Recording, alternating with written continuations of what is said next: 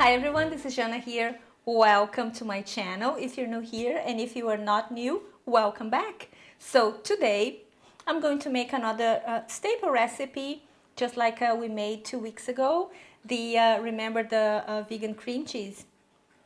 Click there if you want to know how it's made, but after this video, because there's a ton of information for you who tried to make that or who made it, and to make the vegan ricotta that we're gonna make today. But before, I'm gonna ask you to subscribe to my channel, click the bell button so you get notified every time I make a video, and let's go. This is going to be a little bit of a chatty video, but it's a lot of important tips that I'm gonna give to you because I made a lot of mistakes before, so you guys don't have to. So, to the milk. What is the best kind of milk to make these? And as well as the vegan cream cheese that we made 2 weeks ago. A high protein milk. That means that rice, oats, or I don't know, those chia, those lighter in protein kind of milk, or I know that chia seeds, it has a lot of protein, but when it comes to, or hemp, but when it comes to milk, I don't know what happens. This is not a strong protein, if you can say that. However, the nuts, nut milks such as peanuts, soy is not a nut, but almond and cashews, those are the best. So I'm going to use soy milk. Right, and we're going to warm it up, and then we are going to wait until you see some bubbles forming, or until it reaches the temperature of 80 degrees Celsius. Again, I will write down here on the screen how much it is on Fahrenheit, okay? And you have to keep an eye on it because you don't want the temperature too hot and you don't want it too cold, because if it's too cold, it will not activate the enzymes to create the curds, and if it's too hot, it will kill the enzymes, okay? Another consideration about the milk. The plant-based milk, it cannot be too thick. I know that some of you guys try to make the cream cheese and then you said, oh, I made a homemade milk and it was super thick and I thought it was gonna work and it didn't. This is a simple recipe, guys. If you follow what I'm saying, it'll work. If the milk, if it's too thick, the acid won't have room to swim and bond to the enzymes in the protein enzymes in the milk. So it has to have some room, okay? So that's another thing. Apart from that, that is super simple. So those were the questions that you asked me a lot in the previous video that I'm clarifying here with you now. High heat, and then you just pay attention because you don't want it to boil. You don't want it to simmer. You want it super hot, like I said, with the bubbles forming, because then we're going to turn it off, and then we're going to add the acid, which in this case is again vinegar, because who doesn't have vinegar, right? It can be lemon and it can be lime, same amount. 4 tablespoons per liter, okay? Oh, this recipe is from my auntie Fatima. She used to make that a lot. And I remember when we were growing up having that in her house. So, Tia Fatima, this recipe is for you. Thank you. We all love it. 2 more ingredients. Salt. This might sound super weird to you, but if you grow up in a farm, you know exactly what I'm talking about. I didn't grow up in a farm, but I have visited a farm many times, my aunt's farm, another aunt farm, and they used to make cheese there. So they had a room just for curing cheeses, and it smells exactly like white pepper. I don't know what kind of weirdness happens that it smells just like that, but it does. So I'm like, I have made this before like 4 times before I come to this perfect one. And then I'm like, okay, what if instead of adding garlic powder and onion powder and those kind of things, what if I add, bubbles almost coming up, if I add white pepper, because it smells just like the curing room from my aunt's farm. And it works because you won't smell any of that, but it brings back, you know, in your palate, you can taste it. Your taste buds, it recognizes it, I think. It's super, super nice. You hear that? That was the bubbles. Off. And now we add the vinegar slowly. It will immediately form some curds, you'll see that. Now you take your spatula and just run your spatula.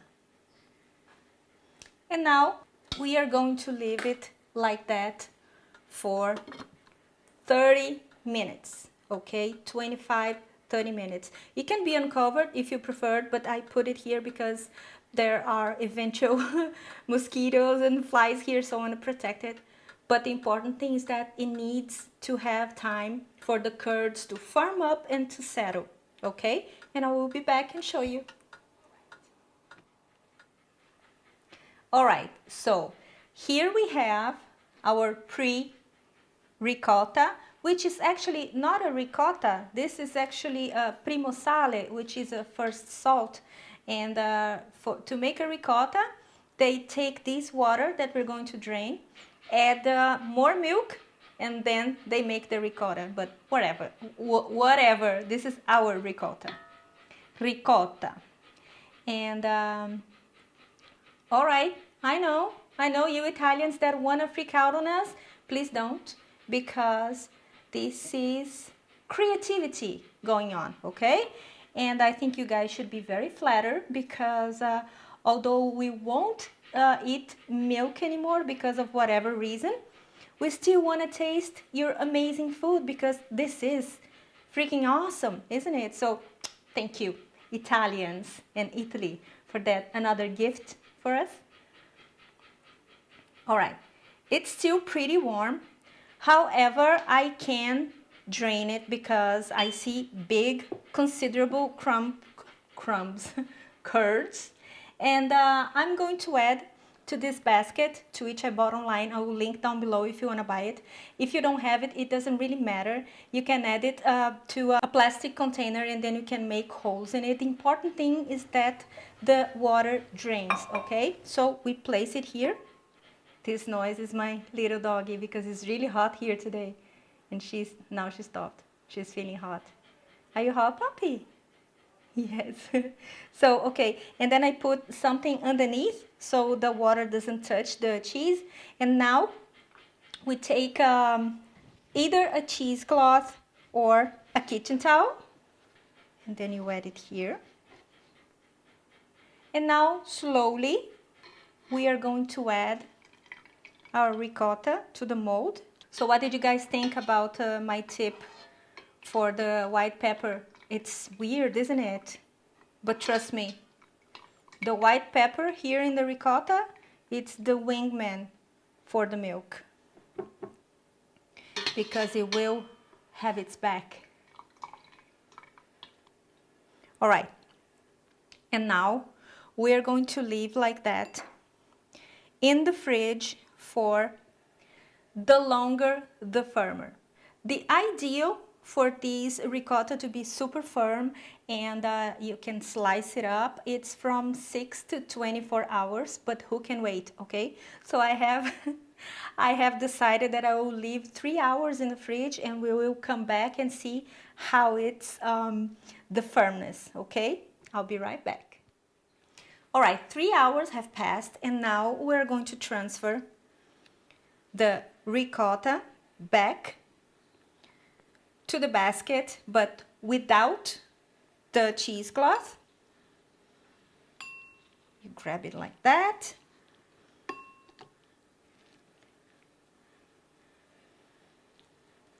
And then just dump it back in. Chances are you're not going to have anything stuck to the cheesecloth or your tea towel.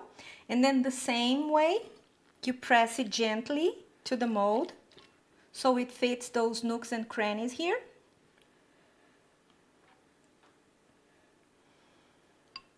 And now it will go back to the fridge for 2-3 hours, it will still drip water. And like I said before, the longer you leave it in the fridge, the firmer it will be, okay? So I will leave for 1 hour because I like my ricotta pretty soft, but we'll see. I'll show you.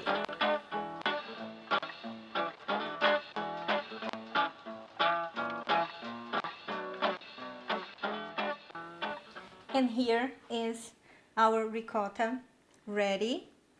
Look at this. And now what we're going to do is we're going to transfer to a plate. Ta-da!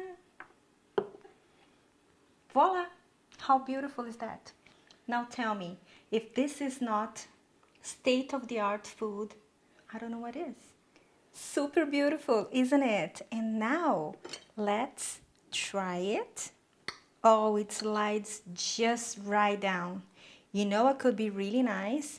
If you guys send Aunt Fatima some love and hashtag in the comments, love Fatima, she's gonna love it. And because she deserves it, doesn't she? Come on, look at these. And I have some brown seeds and nuts bread here. And look at that, it's super moist. I'm so happy. Let's try.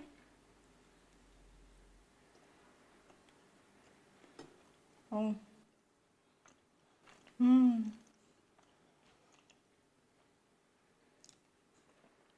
How is this possible?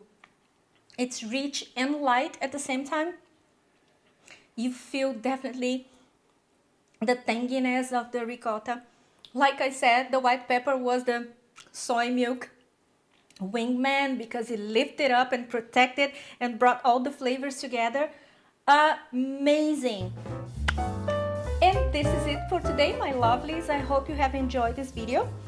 It was a pleasure to make it because I have been trying these for a long time now because I wanted to get it right and with the right taste, you know, because sometimes it was looking nice, but the taste was not close to the original. This one is.